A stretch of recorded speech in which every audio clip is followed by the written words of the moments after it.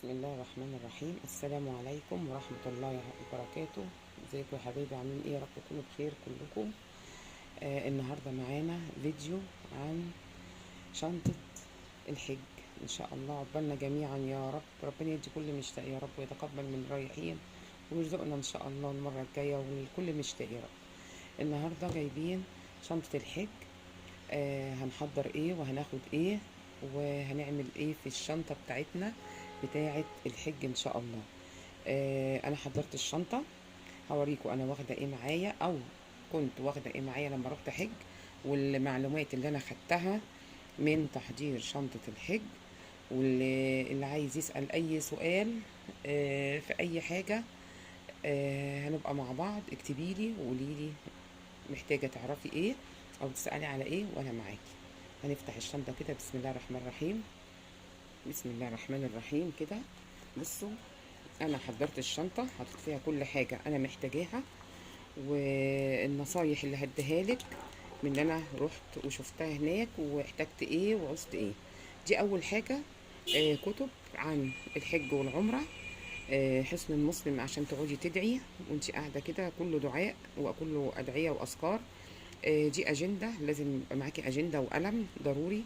يا ريت كمان ايه، هقول لك على حاجه برضو انا عملتها في الاجنده بتاعتي، وده برضو ايه، كتاب برضو عن الايه، عن الحج برضو. دي النضاره بتاعتي والسبحه والمصحف والمصليه. حاجات مهمه جدا جدا جدا في الحج. احنا رايحين نحج، ها، مش رايحين ايه. فالمصليه ممكن انك انت تستغني عنها وتشتري واحده هناك، لكن انا بحب اخد المصليه الخفيفه عشان ما تبقاش ايه تقيله في الشنطه. دي اول حاجه كده، او اخر حاجه بنحطها على وش الشنطه. نحطها كده على جنب. هقول لك بقى واخده ايه. دي ملايه هتحتاجيها. كل حاجه انا بقول لك عليها هتحتاجيها. كل حاجه حطيتها في الشنطه لا غنى عنها. خلاص. ده هنا بقى ما تستغربوش على ايه، على الحاجات اللي انا واخداها. وهقول لكم كل حاجه واخداها ليه. دي فوطه، انت ممكن تاخدي 2 أو 3. الفوطه دي بقى بتعملي بيها ايه لما بتكوني، بصوا مقاسها مش صغيره ومش كبيره. بصي اهي، ماشي. دي بتاخديها بتبقى معاكي في شنطتك وانت ماشيه. الدنيا هناك حر جدا، فانا طول ما انا ماشيه ببل الفوطه دي من ميه زمزم مثلا، وايه، واحطها على راسي من الحر، من الشمس، من سخونه الجو. فدي لا غنى عنها، تاخدي 2 أو 3. دي طبعا كمامات. دي شنطه هقول لك فيها ايه. دي الشمسيه. خلاص، حاجات لا غنى عنها صدقيني والله. الطبق ده بقى هتحتاجيه قوي. هتحتاجيه في ايه؟ طبعا احنا هنقعد هناك طبعا شويه، فهتحتاجي انت تغسلي هدومك. واخده بالك، انت مش هتقعدي يوم ولا يومين، انت هتقعدي حوالي ايه، من 15 يوم ل 20 لحاجه و20 يوم. فلا غنى عن الطبق ده. وكيس الاريال ده للنظافه. هناخد كيس الاريال او كيس، اي كيس هتشتريه من هنا قبل ما تمشي. وده الطبق ده. واخده بالك. العلب دي بقى، دي بحط فيها شاي وسكر او الملح عشان ما بحبش الحاجه عيانه. باخدهم، عايزه تسيبيهم هناك وبسيبهم مخفاف، اصلا ما فيهمش اي حاجه بلاستيك، مخفاف. وبنحطهم كده ايه في العلبه، ما بياخدوش مكان، ماشي. دي الكنكه بتاعتي، اني بحب القهوه قوي، والفنجان بتاعي. واخده بالك. فايه لو ما لقيتش حتى كاتل او حاجه، بروح مسخنه فيها برضو اعمل شاي. فدي لا غنى عنها. وده سكر، سكر ونسكافيه وايه وشاي وقهوه. اهم حاجه يعني فنجان القهوه ايه، في ناس واخده عليه وفي ناس مش واخده عليه. فانا كده، ده الطبق ده كده لا غنى عنه. والمج بتاع النسكافيه. خلاص كده، ده لا غنى عنه. يعني ده ما تقوليش انا واخده طبق بلاستيك. خديه خديه، هتحتاجيه وهتدعي لي لما تفتكريني هناك. خلاص. نيجي بقى لبقيه الحاجه. دي الحاجات الشخصيه بتاعتي، اللي هي الليفه، الصابونه من غير ريحه. ما تنسوش يا بنات، من غير ريحه. المشط، الصابونه، حاجات نظافه بتاعتي بحبها يعني كده، اخدها معايا الكيس ده لا غنى عنه. وبعدين بيبقى حاجتك انتي على جنب، يعني فاهماني طبعا، فاهمه، ماشي. الكريم برضو ده من غير ريحه. بتروحي الاجزخانه بتقول عايزه كريم من غير ريحه، بصي بتاع البيبيهات بيبقى من غير ريحه، من غير روايح خالص، لان الروايح في الحج طبعا ممنوعه طبعا. والبلاستر ده هتحتاجيه جدا. جيبي بقر او بقرتين هتحتاجيهم قوي. بيتباعوا هنا رخاص، هناك غاليين. هناك بتبقى لفتين 3 كده في البتاعه وغاليه. فهتحتاجيه قوي. المناديل، مناديل الورق بتاعتنا. الشمسيه مهمه جدا لحد ما يدوكي هناك شمسيات. ايه تاني دول بقى؟ بصوا، يعني هقول لكم بقى هنعمل ايه. الاقفال دي مهمه جدا جدا جدا، وهقول لك ليه. هنحط هنا كده الحاجات الشخصيه بتاعتنا. بصوا دي الملابس الداخليه بتاعتنا، ولا غنى عن البنطلونات الاسترتش. لازم تاخدي بنطلونات استرتش ضروري، او شورتات. دي الملابس الداخليه هنحطها برضه هنا، تبقى متداريه كده، وهنقفل عليها السوسته. ماشي. الاقفال دي مهمه، هتقفلي بيها الشنطه وانت في المطار، وهتخلي المفتاح معاكي في شنطه ايدك. خلاص. هوريكي برضو ايه مهم تاني في الشنطه دي. الادويه ده، يعني لو قلتلك هو اللي بيعمل الحج معايا وهو اللي بيعمل العمره معايا، ولا غنى عنه. لو انت ما عندكيش هتشتري من هناك، هناك رخيص. ده خمار، بتلبسي العباية وبتحطي فوقها الخمار وبتنزلي البندانة والخمار والعباية وبتنزلي أي وقت في صلاة. بتنزلي بيبقى سهل جدا، وإيه، سهل يعني، فهماني. هنا بقى بصوا، دي بقت حاجة المطبخ. دي يا حبيبتي فوطة المطبخ، واخداها معايا وحاطة فيها ايه بقى، حاطة فيها سكينة، حاطة فيها معالق صغيرة ومعلقتين كبار. ماشي. مقص عشان هتقصي طبعا شعرك ان شاء الله لما تتحللي. شوكة، معلقتين صغيرين. خلاص. المعلقتين الصغيرين ظهروا وقعوا في الشنطة. دي الفوطة دي برضو لا غنى عنها، هنحطها كده. مفيش حاجة، يعني مفيش حاجة هقولها لك إلا ليها أهمية جامدة جدا. خلاص. هنا بقى هدومك، دي هدومك. هنحط فوطين أو ثلاثة. خلاص. فوطين أو ثلاثة باستعمالك انت هتقعدي برضو شوية، فهتاخدي فوطين أو ثلاثة. هتاخدي هدوم للبيت، يعني دي هدوم البيت اللي هو يعني مش في البيت، احنا مش هنقعد الاوتيل او في الفندق كتير في الفندق. فهناخد 3 غيارات واسدال، يعني انا واخده جلابيتين اهم، عبايتين كده بكم، وبلبس عليهم الخمار لما بكون اي حاجه، لكن جوه الاوضه بنلبس الجلاليب بتاعتنا العاديه زي ما انت تحبي تلبسي. وفوطين، واخده بالك، عشان برضو لو واحده عايزه تغسليها بنحطها في طبق بشويه ميه وبتتشطف وبتنشر. هناك الحاجه بتنشف بسرعه، هناك الدنيا، انا عايزه اقول لك المعلومه، الدنيا حر جدا جدا، يعني اي وقت حر. فهناخد جلاليب قطن، بصوا جلاليب القطن الجميله دي. ماشي. والاسدال برضو بتاعنا يبقى قطن برضو، ممكن نضطر ان احنا نلبسه في اي وقت واحنا عايزين. ممكن تنزلي تتكلمي في التليفون او حاجه ما فيش شبكه، فبتبقي بتجري تنزلي، فبتلبسي الاسدال بتاعك بالطرحه بتاعته او الخمار والعبايه. انا واخده عبايتين، واخده بالك، دي عبايتين سود عشان وبعدين هقول لك برضو معلومه في العبايه. انا بحب اخد العبايه المقفوله، ما باخدش العبايه المفتوحه، بتبقى ايه، سترانه، وتحتيها البنطلون وتيشيرت وبننزل، بصراحه بتبقى سترانه. لكن الخمار فوقيها بتبقي يعني الحمد لله، ربنا يا رب يديم علينا الستر. وفوطين. وملابسك الداخليه، دي الشنطه اللي هتاخديها معاكي الفندق. في برضو حاجه تانية هوريها لك. اه هنا ده الكوتش بتاعي، وشبشب الحمام ضروري، الحاجة المريحة خديها. انا باخد الشبشب ده لا مؤاخذة البلاستيك العادي، انا بعمل بيه كل حاجة لاني بنمشي كتير جدا. الشبشب البلاستيك العادي اهو، شايفة الشبشب البلاستيك العادي ده لا غنى عنه. ده اللي بصي انت هتمشي كتير. يا اما الكوتشي، انا واخده برضو كوتشي اهو، كوتشي مريح. انا واخده الحاجه المريحه، ما جبتش حاجه جديده لان الجديد ما اضمنش يوجع رجليا او حاجه. فده الكوتشي والشبشب بتاع الحمام لا غنى عنه. هنحطه برضو هناك كده، هنحطه في المكان ده كده اهو، ونقفل عليه. خلاص. والخمار والمناديل. خلاص كده يا حبايبي. في حاجه تانية برضو هوريها لكم. الليمون. الليمون كل واحده فيكم تجيب على الاقل حتى نص كيلو. الليمون رخيص هنا ب 18 جنيه ولا ب 12 جنيه. الليمون مهم جدا. خلاص. في حاجه تانية برضو، بصوا، معلش انا ايه طولت عليكم. دول طبقين استانلس. قولي واخده استانلس ليه؟ لان الصيني تقيل، فالشنطه ليها وزن معين، فانت هتاخدي الطبقين دول خفاف، ما يعني كانك مش واخده حاجه. وده كيس ملح برضو ضروري تاخديه. خلاص.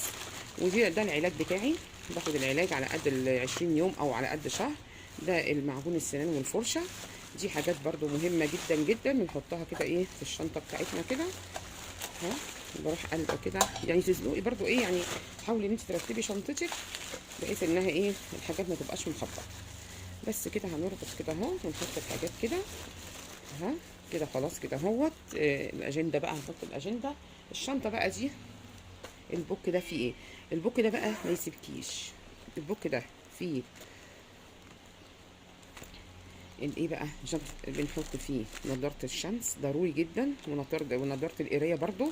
بنحط الباسبور والورق بتاعنا الخصوصي، هما بياخدوه مننا، بس برضو في ورق تاني بتبقي واخداه معاكي.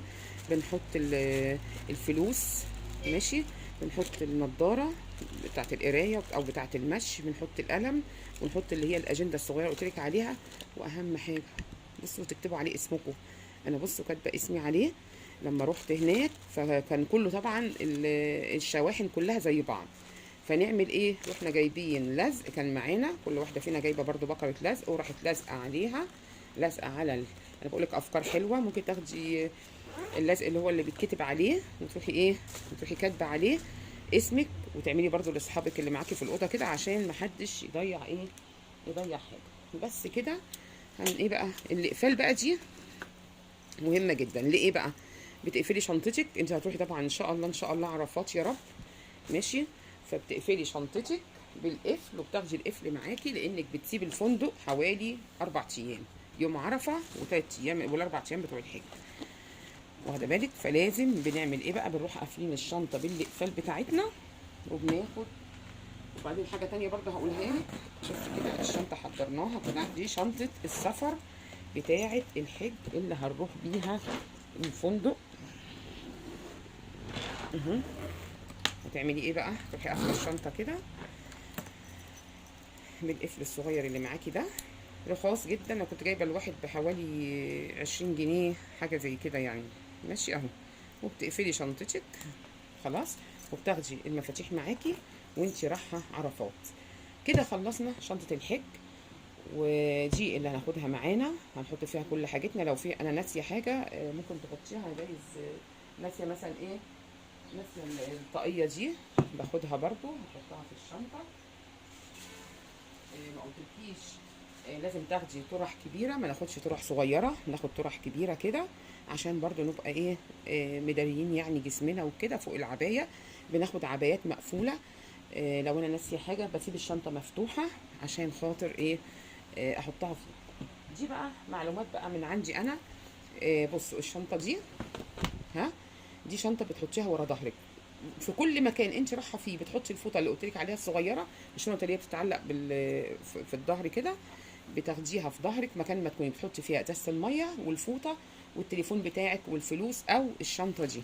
بس دي ما بتشيلش ايه، بتقلعي بقى لا مؤاخذه يعني المدارس بتاعك، الشبشب بتاعك، وبتحطيه في كيس وبتحطيه فيها وتعلقيها فوق ظهرك. او الشنطه دي، بس دي صغيره شويه، في اكبر منها يعني، ممكن يا تاخدي يا دي هي دي. انت بتحطي فيها الفلوس، بتشيلي فيها فلوسك، بتشيلي فيها تليفونك، بتشيلي فيها ازازه الميه بتاعتك.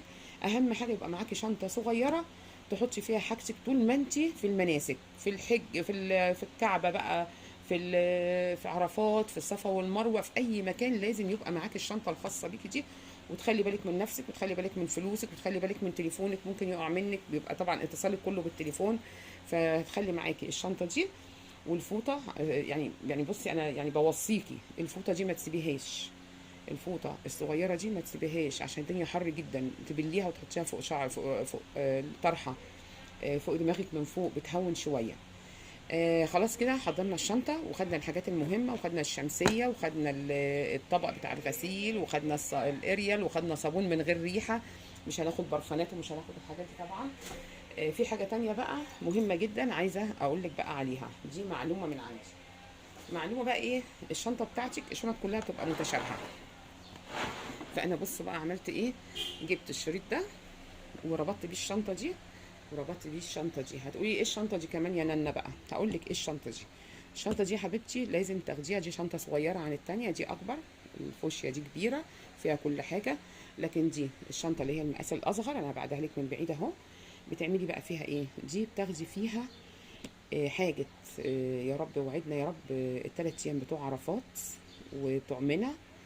اليوم بتاع عرفات و3 ايام بتوع منى بتقعديهم في ايه، بتقعديهم في خيم، والخيم الميه هناك قليله، والحموم والحاجات دي قليله. فانا بقى عملت ايه الفكره بتاعتي، ان انا خدت الشنطه دي حطيت فيها 3 غيارات ل3 ايام، 3 غيارات ل3 ايام، لانك انت هتروحي ان شاء الله عرفات. لو انت عايزه تلبسي ابيض يا حبيبتي البسي يعني براحتك.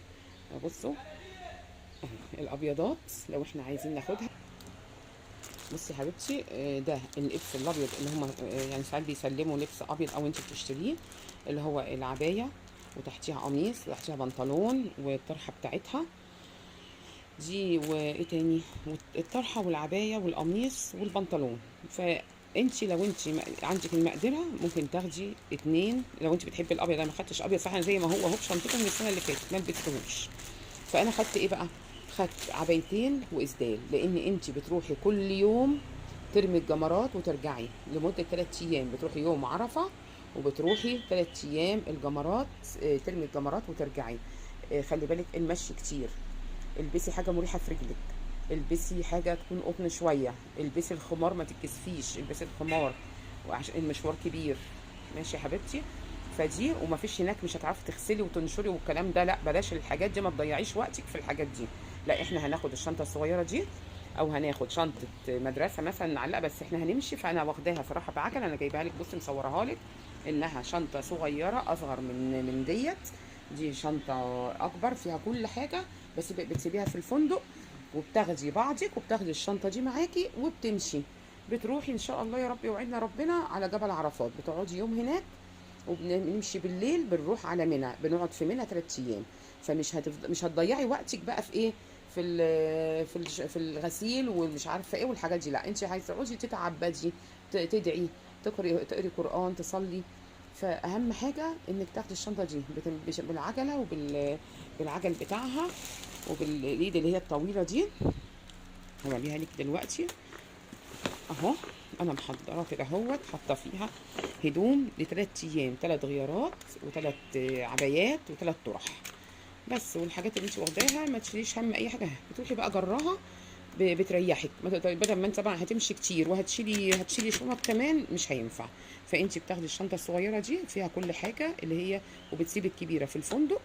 وعشان تبقى الحقيقة انت هتسيبهم في برضه القفل اهم حاجه. القفل اهو في ايدي، اهم حاجه القفل. اهم حاجه ما تهتميش بحكايه الابيض والحاجات دي، لا ما حدش بيلبس ابيض. انا لبسته صراحه في يوم عرفات بس، كحب يعني في ان انا زي الملايكه بس كده. لكن بعد كده قعدت في منى. فمنى بتروحي ترمي الجمرات. معلومه ليكي انت يا حبيبتي، اهم حاجه ذاكري الحج كويس. عايزاكي تذاكري الحج كويس جدا جدا. عايزاكي قبل ما تمشي انت عندك كل حاجه، انك انت ممكن تتصرفي وتسالي دي وتسالي دي وتقري وتخشي على جوجل وتخشي على اليوتيوب. اسالي وذاكري الحج كويس قبل ما تروحي، علشان هناك هتسالي مين؟ انت كانك رايحه امتحان، فهماني؟ فعايزاكي قبل ما تسافري ان شاء الله ان شاء الله تذاكري الحج كويس، تشوفي هتعملي ايه، كل حته هتعملي فيها ايه. وما تنسيش تدعي على جبل عرفات. ربنا يا رب يتقبل منا ومنكم ويرزقنا الحج تاني ويتقبل منكم وتروحوا وتيجوا بألف سلامة. مش عايز اطول عليكم الفيديو اكتر من كده. اللي عايز تسأل سؤال ابعتيلي، اتفرجي على الفيديو وابعتيلي السؤال اللي انت عايزاه. واشوفكم على خير ان شاء الله. اللهم تقبل منا ومنكم، كل سنة وانتم طيبين وحجا مقبولا ان شاء الله. مع السلامة.